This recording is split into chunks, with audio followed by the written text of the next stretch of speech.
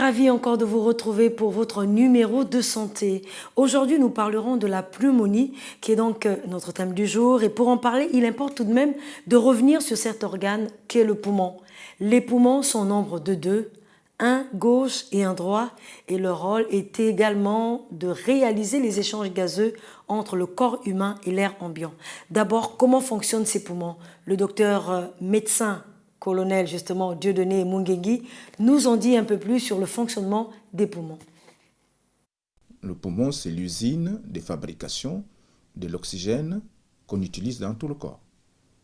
On prend l'oxygène dans l'air, cet oxygène rentre par les narines, ça passe au niveau de la trachée, ça arrive dans les bronches, ensuite ça va au niveau jusqu'à la petite unité des bronches et puis l'alvéole, et il transforme cet oxygène en oxygène dissous dans le sang. Cet oxygène va travailler, va être utilisé par les cellules et les tissus, et les déchets de cet oxygène, c'est le gaz carbonique qui va ressortir, prendre le sens inverse de l'entrée de l'oxygène jusqu'à l'éliminer par la bouche et les narines. Si ce n'était pas ça, on ne pourrait pas vivre, on aurait beaucoup de gaz carbonique dans le corps, et puis on devait s'endormir et mourir. Et c'est à cause de ça que le poumon a un rôle capital, et la pneumonie peut arriver à endommager le fonctionnement, d'entrée d'oxygène et de sortie du gaz carbonique.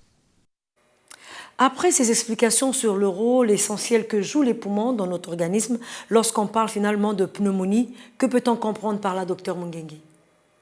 La pneumonie, comme son nom l'indique, c'est une atteinte microbienne du poumon.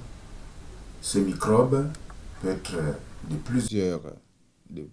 plusieurs natures. Ça peut être un virus, ça peut être une bactérie, comme ça peut être un champignon qui peut atteindre le poumon, soit tout le poumon, soit une partie du poumon, mais c'est une atteinte microbienne et c'est ce qu'on appelle la pneumonie. Notez également qu'il existe néanmoins plusieurs types de pneumonie, plus ou moins sévères, et selon la zone du poumon atteinte, les branches ou les lobes, et selon le type d'agent infectieux. La forme la plus commune est la pneumonie lobaire due à la bactérie pneumocoque. Quels peuvent alors être les signes, sinon les symptômes de cette pathologie, docteur Mungengui? La première chose, c'est la fièvre qui commence chez quelqu'un qui était là, sans souci, sans problème, et puis tout d'un coup, il présente une fièvre 39-40. Cette fièvre peut être associée à une douleur thoracique, le plus souvent des côtés, à type qu'on appelle point de côté. Cette douleur peut parfois inhiber la respiration profonde. On respire, on a du mal à respirer.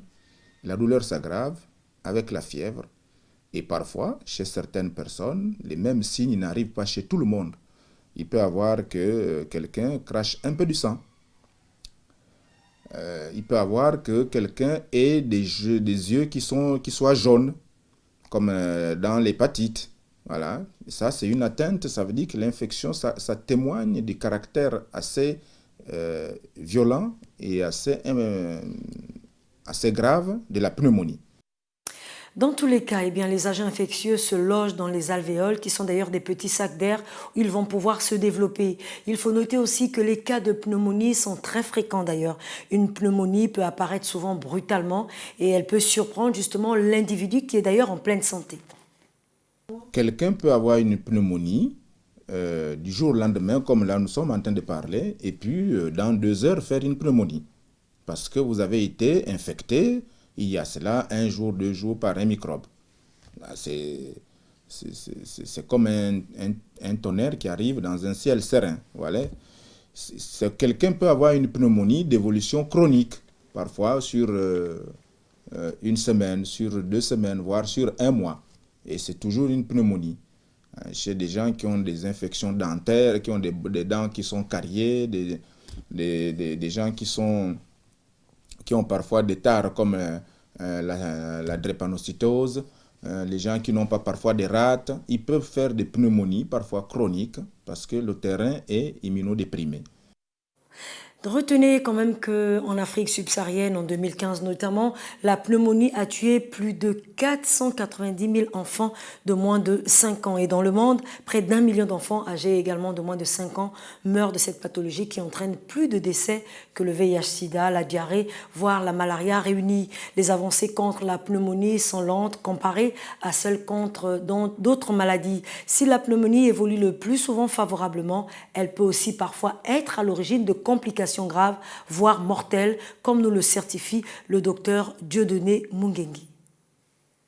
Ah oui, parce que le microbe rentre au niveau du poumon, et comme vous savez que le poumon, c'est par là où rentrent pratiquement toutes les maladies, la plupart des maladies infectieuses. Lorsque le microbe rentre au niveau du poumon, il ne peut ne pas se limiter seulement au niveau du poumon. Ça, c'est de 1, c'est-à-dire la propagation du microbe peut passer dans le sang et puis aller infecter les autres organes. Ça, c'est la première complication. La deuxième complication, c'est qu'il peut abîmer le poumon de manière sérieuse pour que le poumon ne puisse plus fabriquer de l'oxygène. Et vous savez que s'il n'y a plus assez d'oxygène dans le corps, la personne ne peut plus vivre, tous les organes sont atteints, le cœur ne peut pas bien travailler sans oxygène, le rein ne peut pas travailler sans oxygène, le cerveau ne peut pas fonctionner sans oxygène. Donc, une défaillance rénale, défaillance cardiaque, défaillance neurologique, tout ça, la pneumonie peut l'entraîner quand vraiment ce n'est pas pris en charge correctement. Elle est très dangereuse quand elle n'est pas prise en charge à temps. Elle peut conduire jusqu'en réanimation. Et quand elle n'est pas traitée, comme c'est un microbe, elle peut tuer. Voilà, la pneumonie peut tuer. Lorsque vous constatez justement un rhume ou encore une grippe qui ne s'améliore pas, des crachats teintés de sang, une fièvre assez élevée, un essoufflement, une douleur au niveau de la poitrine qui s'accentue lors de la respiration profonde et également des difficultés à respirer, eh bien, pas d'automédication, consultez rapidement un médecin. Car tout homme bien portant est un malade qui s'ignore. Vous l'avez entendu tout à l'heure avec le docteur Mungengi. Au revoir et à demain pour un autre numéro.